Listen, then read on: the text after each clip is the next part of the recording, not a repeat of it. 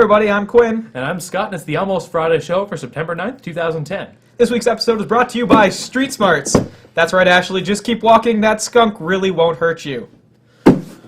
In Off the Press this week, we're talking about a new costume that gets shown off for Captain America. Little bits leaking slowly about Captain America. It's looking pretty cool so far. Keeping Sam very excited. Always. Then we're going to the gutters, and it's time for lightning round again, so tons of comic reviews, some rapid fire.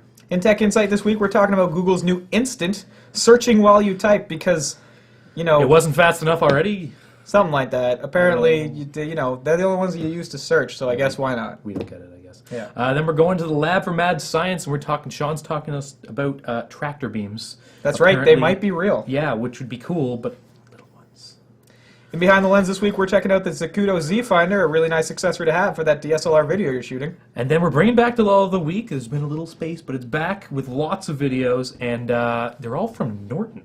Surprisingly enough. Yeah. But without further ado, it's time for Off the Press.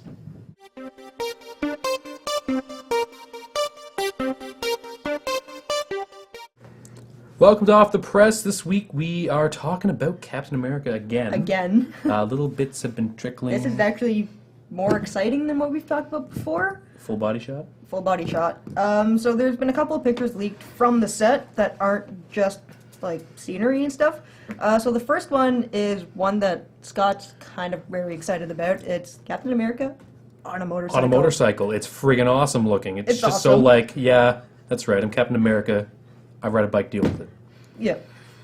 So this obviously is just a stunt double, but you can still get a pretty good idea of what the costume looks like.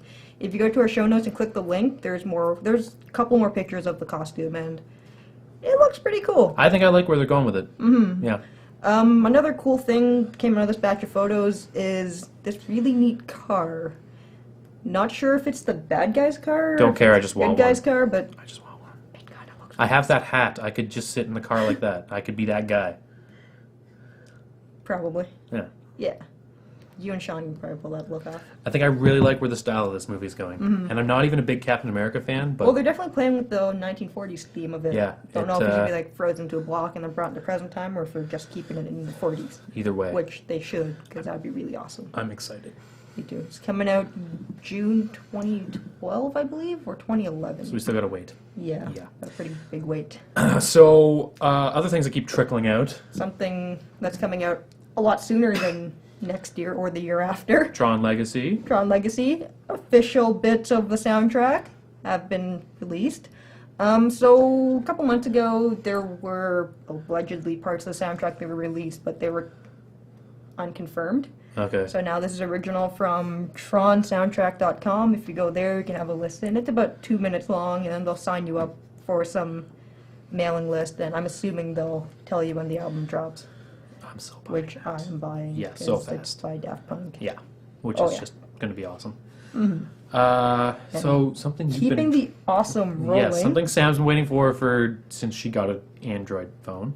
No. Okay, well, if I've it was- only been playing Angry Birds for a couple of weeks. But if it was Peggle. But if it was Peggle. So So- this is Angry Birds for the Android. Unfortunately, it's just a demo right now. But it has like 15 levels, and it's Angry Birds. It's exactly the same? It's pretty much exactly the same. I think the graphics are better. I think the resolution is higher on the Android version, but that's kind of unconfirmed. Funny thing is, this came out. The demo of this came out after the full version of the Palm OS version, or the WebOS version. So Question mark. they released the... Yeah, Okay. to all 12 people, and who there's still have a Palm Pre. so there's still no word on when the full version is coming out, but The demo's a good sign. Very or the good beta, sign. or whatever. they call it a beta, but it's more of a demo than a beta, really, because everything seems to be baked properly and there's no catastrophic issues. So this is... I'm calling you out, PopCap. If these guys can put out a game for Android, what's your problem? Come on! My And, money is waiting for you. In Tech Insight, we'll tell you why that might have become easier for developers. Excellent. Yeah. Last but not least, Avatar. And that's a little bit absurd. Ridiculous, I Yeah. would say. This came across my eye a little earlier this week. This is rumored by CNET. Apparently Avatar 3D Blu-ray's coming, Awesome. which is good. Cool. That's going to be as far as I'm concerned, the best 3D content yet. Jam full of extras, apparently, Yeah. which I would be looking forward to if I had a 3D TV. But I might not have the right 3D TV. Yeah, so apparently it's going to be a Panasonic exclusive release. Not permanently, obviously. Well, no, but... But, like, if you want to buy it at launch, sorry, do you have a Panasonic 3D TV? Yes. Oh, sorry, you have a Toshiba 3D Blu-ray player? That's still not going to work. So there's no really explanation for this or explanation on how that's going to work.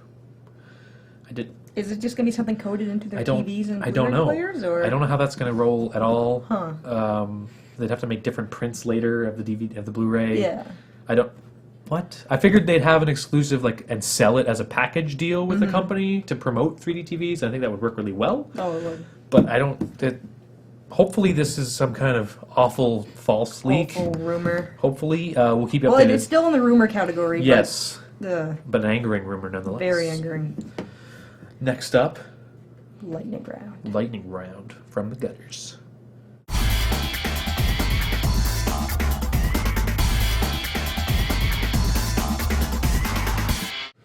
All right, ladies and gentlemen, welcome to another week of From the Gutters. We're going to be doing this week Lightning Round. We have again with us Sam, as always, and Mr. Sean taking care of our timing. Prepare, pity mortals. Pity mortals? Pity mortals? I don't know. Puny mortals? Pity works. Puny human. Because that's the Hulk. Yeah. You know what? Forget it. I'm Anyway. done. Okay. Fail. All right. Tommy, you ready to roll the rules again? Yes, Got 30 seconds to do a book and follow it up with a mark. What it gets a grade. All right. Who starts? You, me? You can start. I'll start? All Your right. segment. My segment. I start. 3, 2, 1. Singularity 7, done by Ben Templesmith, who is typically an artist, but in this one he has also handled the writing. Singularity 7 is about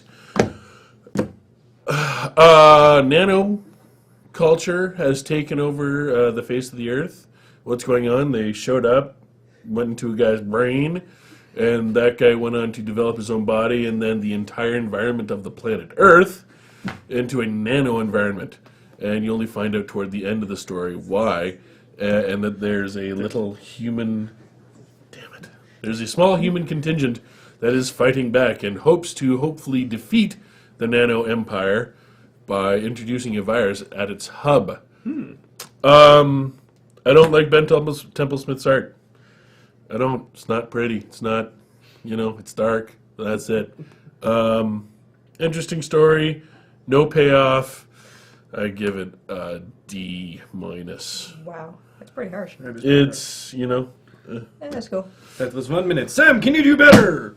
Probably. gosh, I hope Take it so. to the extreme. Go! Well, okay. I'm doing Young Allies number 4. Extreme! So this is a story about, as the title implies, young superheroes. So a group of evil young superheroes are fighting the good young superheroes, led by Nomad, also known as Ricky Barnes, also known as Girl Bucky. So in this... She-Bucky? She-Bucky. Ricky Barnes and Spider-Girl, who's not really Spider-Girl, are kidnapped by the bad guys. And there's an epic fight, and then the other kid superheroes that they teamed up with come and save them. What's kind of cool is they have one of the characters, the Monitor from, I thought the DC universe, but what do I know? Anyway. I really like the art for this series. For a while now, this has been printed as like a backup. Fail. I don't care. As a backup story for Captain America, and that's basically the only reason I've been buying Captain America, for the backup story. So now they've got their own book, and so far I give this story arc maybe like a B-. It's not spectacular, but the art is very good. So now, is that the same artist as did the Bucky miniseries? I think so. I'm trying to think. Baldejon, yes. Balderon. Yes, it is. Yes. It's the same artist. Yeah, I really like his style. It's Yeah. it's like it could be made into a cartoon tomorrow and it'll look pretty good. So What do you give it? B-. B-. Yeah. You beat Dave Dave, you beat her by 2 seconds. 2 seconds. I'm awesome so far. So once again, just like I said to her, Extreme! Extreme! and go. We are dealing now with New Avengers issue number 4. This is a storyline where the Eye of Agamotto has been going from hand to hand of these various different mystical people. Danny Rand has disappeared at this point, and in this storyline, in this issue of the story, he reappears and makes huge accusations against Doctor Strange about the legitimacy of his ownership, the previous ownership of the Eye of Agamotto. Written by Brian Michael Bendis, illustrated by Stuart Immonen. I love Stuart Immonen. I want to have his children. And Brian Michael Bendis's. And He's good when he's on, but when he's off, he is really off. Bendis or Immonen? Bendis. You didn't think he was on in this? I haven't read it, but as a general, as my... That sounded kind of judgy for a book you hadn't read. I've read other Bendis stuff. Yeah. Sound like kind of an expert. Snap, snap, damn. Oh. I'm really enjoying the storyline. I find it very interesting. But it was pointed out at the very beginning, Spider-Man's doing this. Seriously, guys! Yo, guys! Seriously, guys! This isn't working! And it was pointed out to me earlier that, you know what, we've seen Bendis do that before. That's kind of repetitive, especially for the character of Spider-Man. Absolutely correct. That being said, I really enjoyed this book. I give this book a B+. And I give you 1:37 seconds. Good lord. Criminy. Alright. Go! I'm doing... Extra!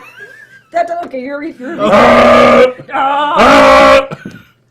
Wow, this is just... Going downhill. Okay, Go now! Doing the Doctor Who 2010 annual. It's got 4 stories in it. 2 of which are good. The other 2, one of them is really crappy, and the other one follows the regular storyline of the Doctor Who comic, which I really haven't been keeping up with. So the 2 that I liked were really good. One of them was illustrated by Matthew Dow Smith. I think Not he's the same guy who is No. the actor who plays the 11th the other Doctor. But he's been doing the regular series, I believe, or doing most of the regular series. I believe so, yeah. Yeah. The story I like best out of the 4 stories here is one where one guy's like, I've seen the TARDIS my entire life, it's a strange blue box, and then he finds out later that he was a bomb created by some aliens, and the Doctor saves his life by him blowing up and him collecting the energy. Okay. Yeah. I was like, by him thinking about his girlfriend. I was gonna say, wasn't that like the 2nd or 3rd episode of the Victory of series? the With Daleks or something like that? Yeah. Yeah, it was a combination of the story and Matthew Dow Smith's art that I really liked. Overall, unfortunately, I'm gonna have to give this book like a C, except for that one story which I would give a B+. But, not bad. Pretty fun read. 1:17 seconds and 1 meter. Go! 1 meter. That's what it said. This is Dr. Horrible and Other Horrible Stories. It's a collection of different stories that have been showing up in the various Dark Horse comics. Written by Zach Whedon, who is one of the Whedon brothers. Illustrated by various people. The art is very indie, very bland, very unappealing. I'm sorry, I know it's Dark Horse. I know that's your genre. I know that's your milieu in terms of visuals. For me, unappealing visuals. The writing was not Joss Whedon. It was Joss Whedon light. I found this book, it's an anthology. There are like 5 or 6 stories in it. The last one in it has been released by Dark Horse before as the single issue. Yeah, as the Dr. Horrible issue, one-shot. yeah. I found this book to be underwhelming. And by the time I got to the good stuff, I was bored with the book. Not horrible. Sorry? The front pictures. The cover is rather epic. It has the Evil League of Evil on it. It's got Moist. It's got Penny. Captain Hammer. But you know what? And now it is only $10. $10 US. At that price point, if you are a Whedon fan, if you are an NPH fan, Nathan Fillion, even a Penny fan, can't remember her name. I keep wanting to call her April O'Neil. Who plays Penny? Felicia Day. Felicia Day, who is not April O'Neil at all. I give this book a I can't give it any better than a C, maybe a C+. Do I recommend it? Only if you're a fan of the Dr. Horrible series already. Minute 52 seconds. Reset it. Go! So my last book is Chew, Volume 1. This book has been getting a lot of press basically since it came out. It's really popular. It's about a cop that eats stuff and then he gets psychic impressions from it, and that's how he solves crime. So that's really pretty unique as like a buddy cop drama. The art is outstanding. I really like it. I don't know if you like it, Dave, but I haven't read it, so I'm He not hasn't going to be read any it. help on this one yet. there's not much new I can say about this. It hasn't been said on the internet before because apparently everyone on the internet has read this, and I'm giving this an A+ because it's an A+ book. It can't get any better? No, it really can't, unless Volume 2 kind of messes it up, but we'll see what happens. Then make that even better. Exactly, that'll be an A++. plus. An A+ gold star, silver standard. You know, forget it. 47 seconds exactly. Sweet. Okay, so it looks like this week, for this lightning round, the award goes to Sam. Well done, you got the closest to 30 seconds. Sweet. Next week, we are going to be reviewing some other stuff. It is going to be a secret until then, but I will be dropping some hints on Twitter as to what is going to be happening. But as far as this week goes, Pick of the week. Sam, you're Sam. I'm Sam. I'm Sean. I'm Dave. See you next week on From the Gutters. I'm Sam.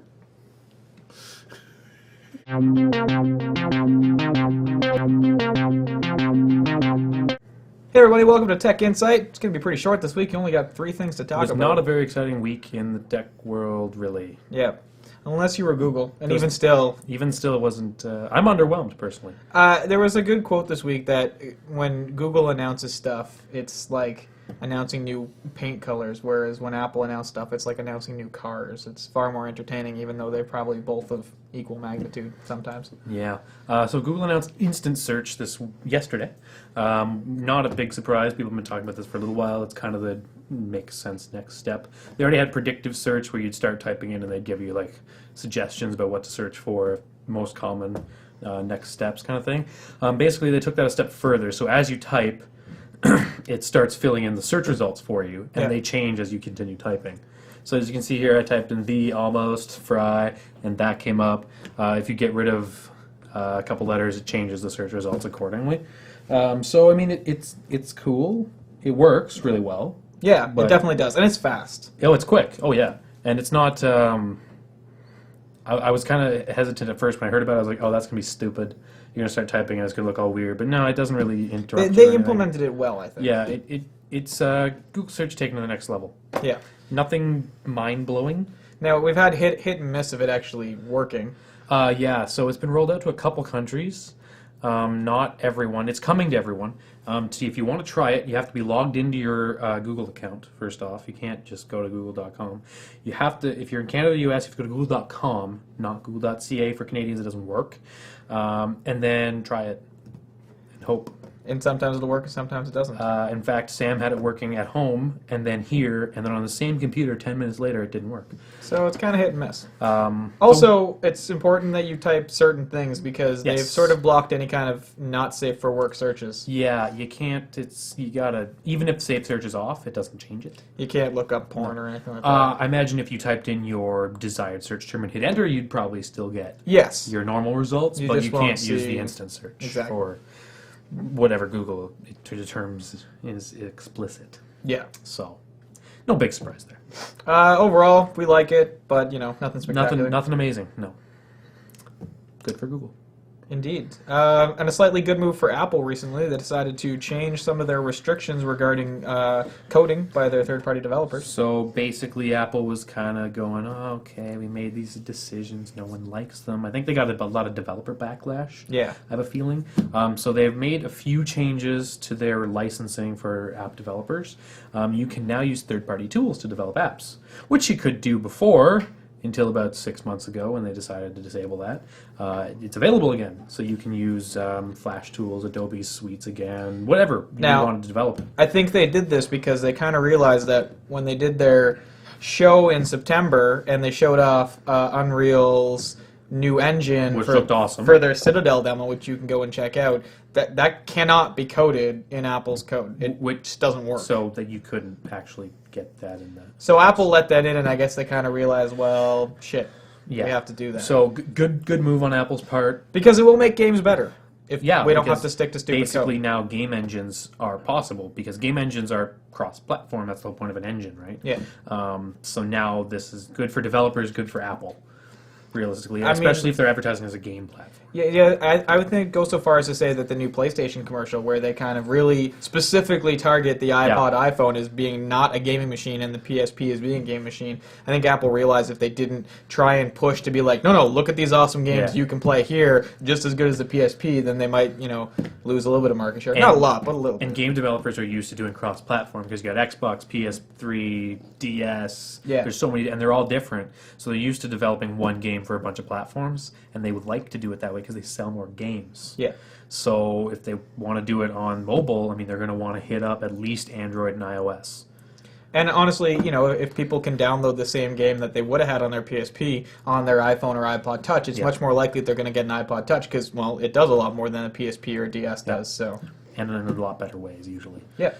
So a few other things. They finally released their app approval methodology. No big surprises in it at all, but at least you can kind of go to that if you get rejected. Yeah. And kind of say, okay, where did I fall out? Which clause did they reject me on? Kind of thing. Doesn't mean that it's still not going to be slightly murky No, sometimes. because a lot of things are vaguely worded. Yeah. So it doesn't solve all the problems, but it is good of Apple to release something. Absolutely. As opposed to, send us your app and we'll tell you if you're in. Yeah. So, few minor changes, nothing surprising. When it came out, everyone was angry, and Apple was like, deal with it. And it was like, they'll return them, and they did. So, Yeah. a good move, but you should never put those restrictions in the first place, to be So, I honest. mean, a couple of good steps for Apple, but really just making up for some bad steps for Apple at this point.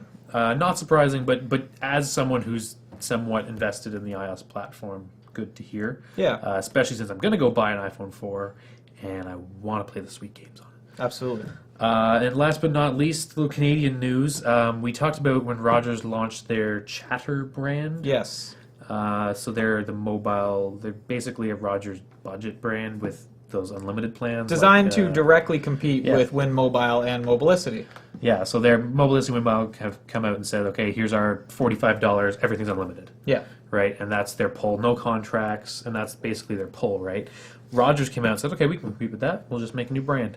So Mobilicity is really upset about this because they feel that essentially what Rogers is going to do is build this brand, take away all of Mobilicity and Win Mobile's customers because, well, let's be honest, there's more Rogers towers, so the reception is better regardless. And then as soon as Mobilicity and Win Mobile go under because everyone's just going to Rogers, they're going to get rid of that brand and screw everyone again.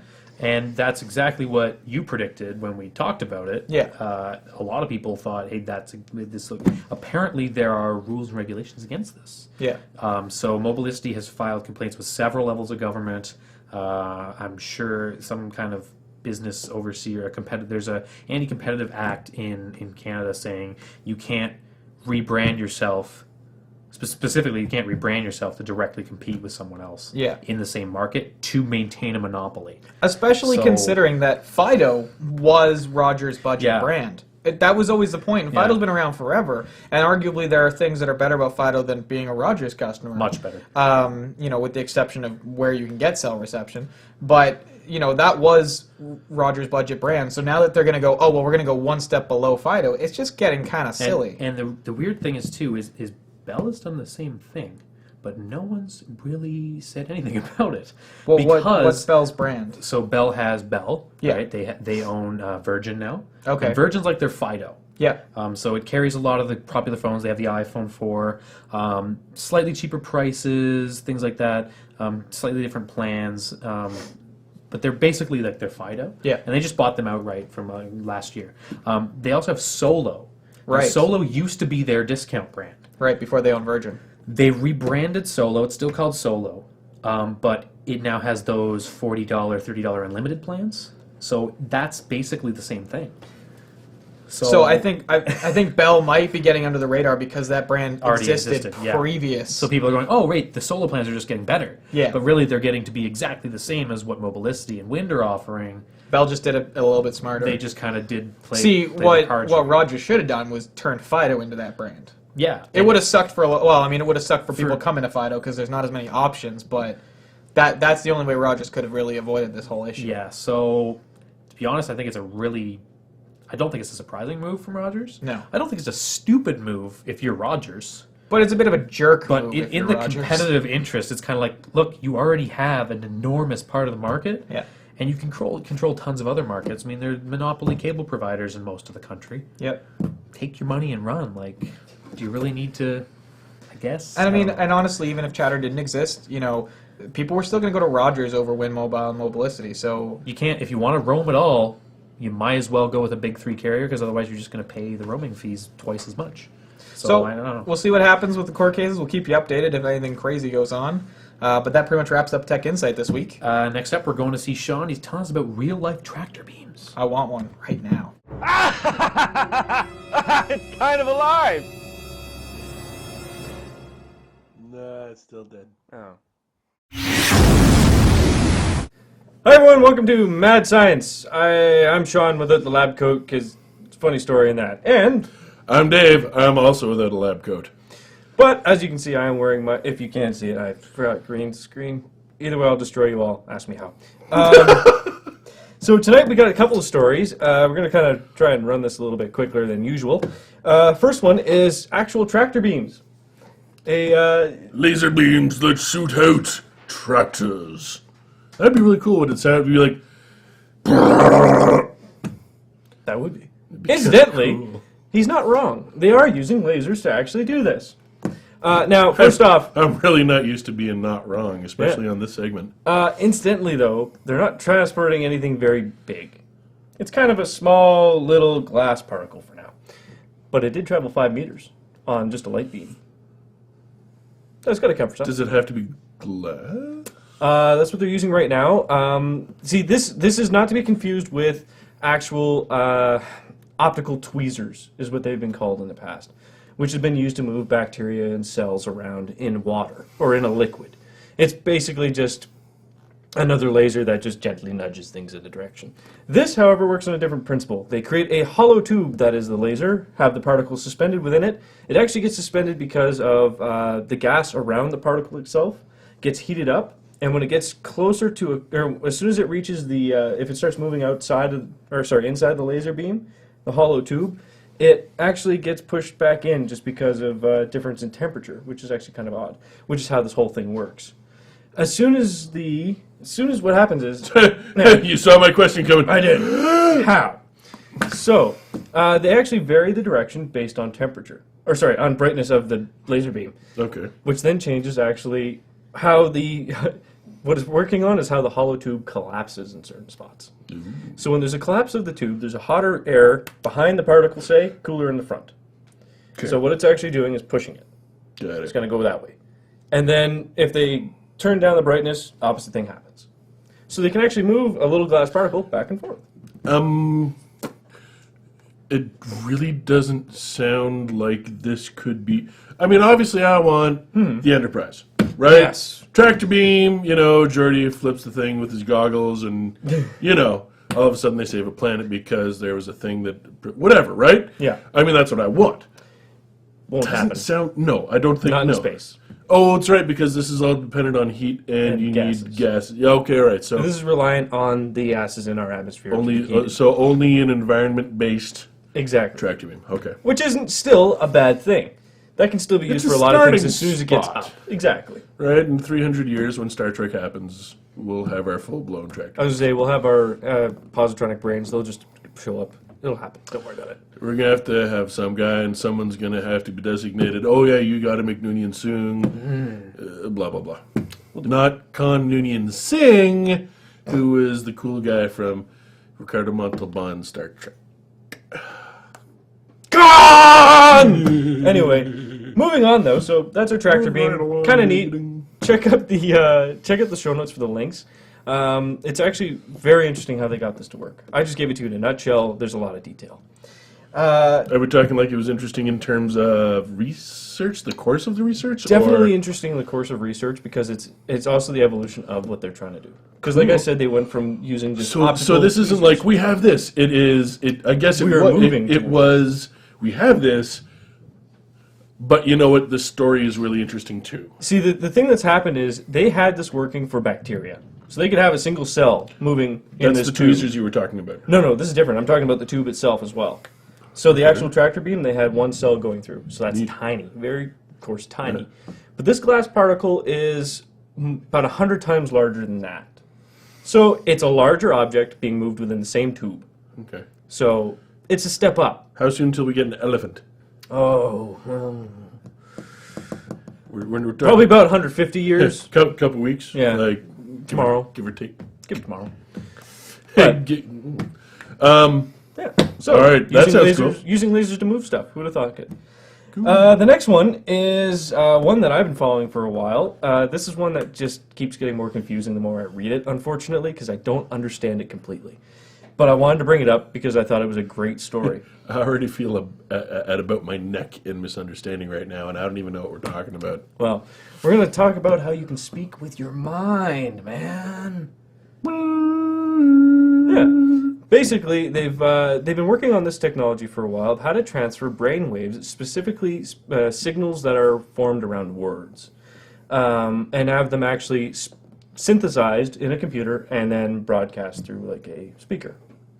So they hook up this device, and this is for patients who have suffered some pretty bad brain damage or just bodily damage where they can no longer Through a speak. stroke or through lack of oxygen and stuff Exactly. like that. Okay. But if that part of the brain is still functional, it's just they can't articulate it, well, this would be the option. Where what they could do is attach the device, and they'd have to practice, It'd of have course. speaking hats. That's Pretty how much. it would have a little mouth in the top. Really cool. That'd be really neat. But what you do is you focus on like a letter, say. You say I in your head, and again and again and again. Eventually, the machine will pick up on it, and will associate that with the letter I. It'll actually just try and figure out what it could match up to. It's kind of based on a database last I read. This was a little more along the lines of also saying, this is where we're moving with this. It's moving forward, not exactly how it works. This is, you know what, this is because this reminds me a little bit of the prosthetics. Yeah. Where they were trying to make a Mind connection to the Yeah. prosthetic. So it sounds a little like various projects are leading to we are going to have caps that you put on people and Yeah, we're talking, basically the move is, in my mind, moving toward 3001: A Space Odyssey. okay. Or The Final Odyssey, sorry. Yeah. By Arthur C. Clarke. Check it out. It's in there. Don't listen to the audiobook. The audiobook's pretty rough. Read the book. But it's basically, yeah, they're trying to move into a way of getting, instead of having just relying on a muscle twitch or something like that, to actually getting the signal from the brain that's not invasive. So getting the signal from the brain broadcast into a machine to interpret it. Cool. And then turn it into motion, turn it into speech, turn it into whatever. I approve. I think this sounds awesome. I can't wait until the bodies that we develop and will be sending around with our brains get minds of their own and take over. There you have it. So, bodies that we will no longer be able to control, but we will get a free ride. That was what we had tonight on Mad Science. Now, stay tuned for, what do we have next? The photography segment behind Things the comes. lens with young Master Quinn and possibly a guest. Stay tuned.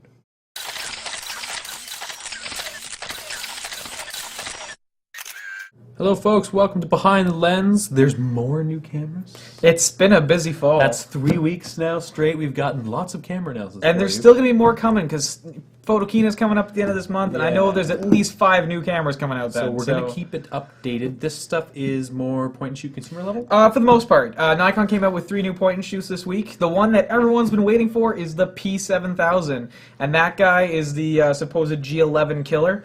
if you know what the G11 looks like, this looks a lot like it. It does, yeah. Now, a couple things. This sort of surpasses the G11 in the fact that it's got the same chip size. It's running a 10 megapixel sensor, which was a good choice. Except this guy records 720p, which the G11 doesn't do. Awesome. It also has a 7 times optical zoom as opposed to the 5 times optical zoom of the G11. And the nice thing is that they have put a big viewfinder on there. So unlike the G11 that has a viewfinder, but it's arguably small, Nikon has come out and said, you know what, this viewfinder is very big. You can really use it. We didn't want to sacrifice. We wanted to put a big viewfinder on there. So they just went ahead and did it. And, Yeah. and you know what? It doesn't look too bad either. So No. So, I Probably mean, good compromise if there. you're a Nikon fan and you've been waiting for that G11-like camera, this is it. And, you know, it's looking really good. And I really like to see 720p coming to point-and-shoot level cameras. Definitely, especially on the higher end, because Yeah. those chips couldn't do 720p, and now we're starting to see Yeah, them do for sure. 720p. They also brought out the S8100, which is a little bit of a spec bump for their S8000 that's been out. What they decided to do was they scaled this guy back a little bit, went from 14 megapixels to a 12 megapixel backlit CMOS sensor, so Okay. better low light capability on this guy, while still maintaining that 10 times optical zoom. They also bumped the video up to 1080p from the 720 that it was. Very cool. So a little bit of spec bump, not much. If you've got an S8000, it's not worth Maybe throwing not. out, but if you were thinking about a 10 times optical zoom camera, that guy just got a little bit better. They also brought out the S80, which I don't have a picture of because honestly it's really not that different from the S70. They added a stereo mic for the video and changed its look a little bit, but otherwise has the same OLED touchscreen, which is supposed to be more responsive, but you know, whatever. And 5 times optical zoom and all that kind of fun stuff. Nothing magical changed there. Yeah, but not to be outdone, Pentax said, hey, we got new stuff too. They've decided to bring out their KR, which is their entry-level DSLR, replacing the KX. Got a picture for you here. Actually, no, I don't. That picture has nothing to do with the KR.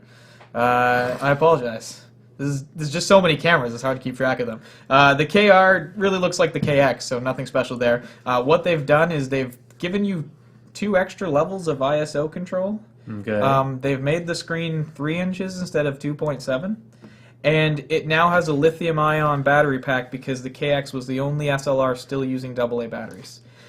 And it costs $150 more than the KX. So they just kind of got it in the game and then kind of put the price up a bit. Yeah, it's still shooting 720p video with no autofocus, so they didn't really want to improve on that, apparently. You know, Pentax, what the hell? Same sensor. Yeah, same sensor. So, Yeah, you're paying $150 for a bigger screen and 2 extra levels of ISO, which and is that and not like double a, A's. is that not like a firmware update thing? Well, no, the ISO arguably is a bit of a sensor-related thing. Not a big deal. They decided to bring out their RS1000, which the picture that I'm going to show you now is actually the right one this time. This guy's pretty much your standard camera, 5 times optical zoom. I believe it's 14 megapixels. But what they're saying is it's got a user-replaceable front pattern style thing.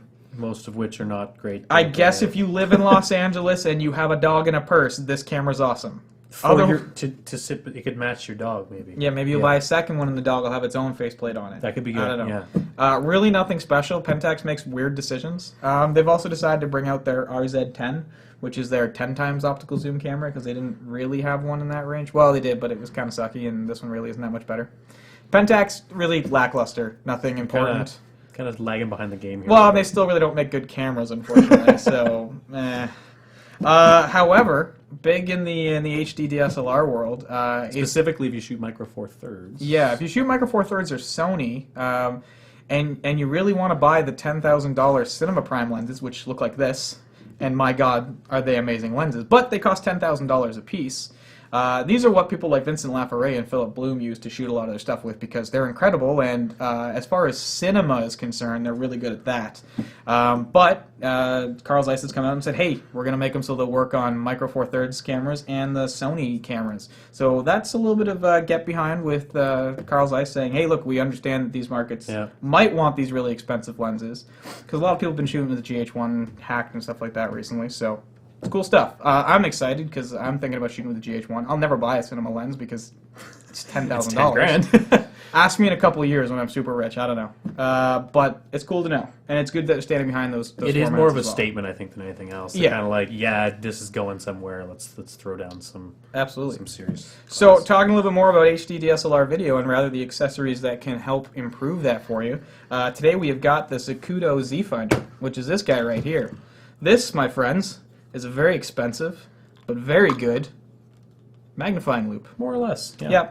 So the big problem with HD DSLRs is that you have to shoot through the back screen, and unfortunately it's sometimes very hard to get critical focus. You want to make sure that your focus is bang on, and if it's bright outside or if your screen's a little bit smaller or anything like that, it can be hard. Yeah. So basically the purpose of this guy here is that you can now turn on your camera, get a 3x magnification, bring this guy right up to your eye, and then you're going to have a better chance of being able to manually focus this.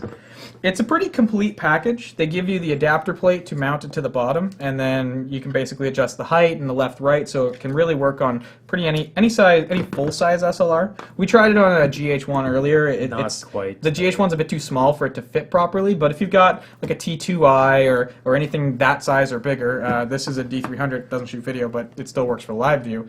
It works no problem on that kind of thing.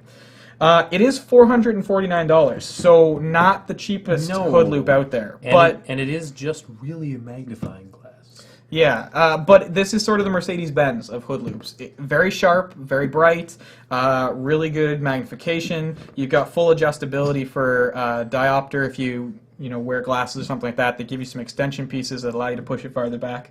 Oddly enough, I have the issue where the problem is it's too big and it's too far away from the screen, so I have to continue using glasses. Now the nice thing is that the hole is pretty big on this side, so I don't have a problem actually just putting this entire thing over my glasses. It still works pretty well. But I found that Hoodman's cheaper $90 hood loop actually did correct for my lens. It's not as sharp and it's got a little blurriness around the edges, but that worked, and it was 1/4 of the price of this. However, if you are shooting professionally, this is a really good option, and it's honestly, you're not going to get a better looking viewfinder. Now, you got to try it. It's really sharp. You can definitely, there's no blurring around the edges or anything like that. You can see the whole screen, which is good if you want to set your focus slightly off center or something like that. Yeah. So it's really bright.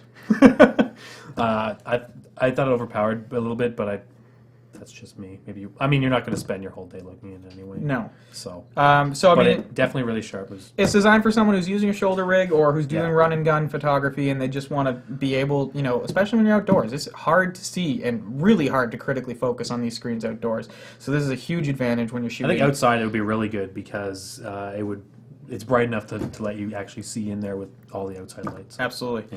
Yeah. It comes in a 3x magnification, a 2x magnification, and you can also get the junior version, which doesn't come with all the weird mounting stuff, and you just get a little sort of clip-on plate. It's a little bit cheaper, so it starts at around $300 and goes up to the $450 of this guy. So if you are looking for a really high-end, really good performing viewfinder, this is the one to get. But if it's not quite your budget, there are some other options out there, so check around. So I give it probably a B-, because I think it's really good, but I think it's a little expensive. Especially since there's other things out there that are a lot cheaper. Yeah. Yeah. So that wraps up Behind the Lens, and we're going to be coming back to you with the Lull of the Week.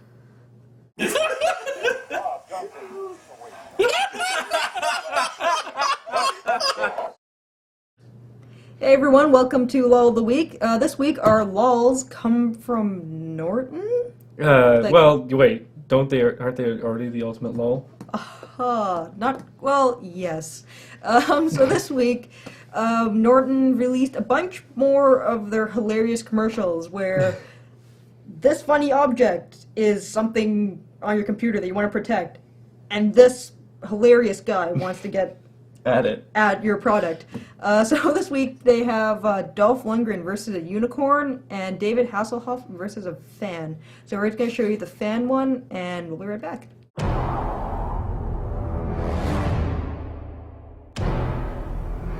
Imagine this oscillating fan as your computer password, and David Hasselhoff is a cyber criminal. David Hasselhoff does not like your oscillating fan.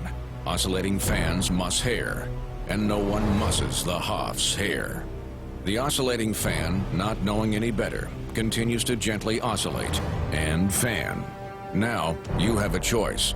Do you allow Hasselhoff to have his way with your oscillating fan, or do you deny it? Ich bin eine Sexmaschine, du bist eine Windmaschine. Lass es uns. Protect your oscillating fan from David Hasselhoff. Deny digital dangers with Norton Internet Security 2011. Well, that was funny. Norton has actually been doing a pretty good job with these funny commercials. Like about a year ago, they did one with Kimbo Slice, the fighting guy. Yeah, the very big, scary fighting guy. Yeah. So if you want to see that video and the 5 other ones that they released, head on over to our show notes, which is on our website. And if you press the squiggly key, you can see our contact information. If someone were to stop playing with their iPhone. Oh Right my over God, there! that is magic. So you can contact us at contact@almostfridayshow.com and tell Quinn to stop playing with the iPhone while he's sitting at the board. Or you can find us on Twitter, Right here. Sorry, at almost_Friday. where you could tweet us and tell us to stop playing with our iPhones while at the board. So, for this week, we don't know what happened to the Street Smarts box. There we go. Wow, there Remember, it is. this show has been brought to you by Street Smarts, saving you from skunks every day of the week.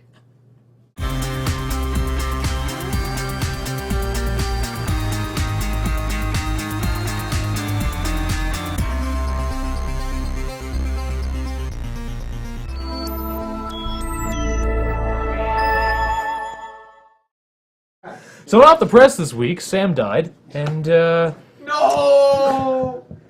now I'm here to talk to you about stuff I know nothing about. Captain America looks cool. He's got a bike.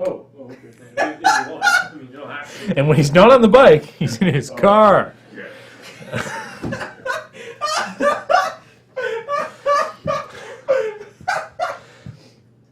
Things are just breaking down more and more. No, off the press just got incredibly hilarious. Both of which are armed. Moving on, the Tron soundtrack's out, but only in little bits. So you can go to the Tron website, you can listen to a small portion of the Tron soundtrack. Should be cool, check it out, tron.com. I don't know if that's the site or not, but there you go. Next up, Angry Birds for Android. It's the same as the iPhone game, but you can play it on Android. Last but not least, Avatar 3D Blu-ray coming out. Going to be cool, but you have to have a Panasonic TV to watch it. Without a Panasonic TV, you just can't watch it on the Blu-ray. How's it going to do it? I don't know. It's going to be like, hey, Panasonic, you are good. You're not. You're a Toshiba. Screw you. Next up, we're going to the gutters.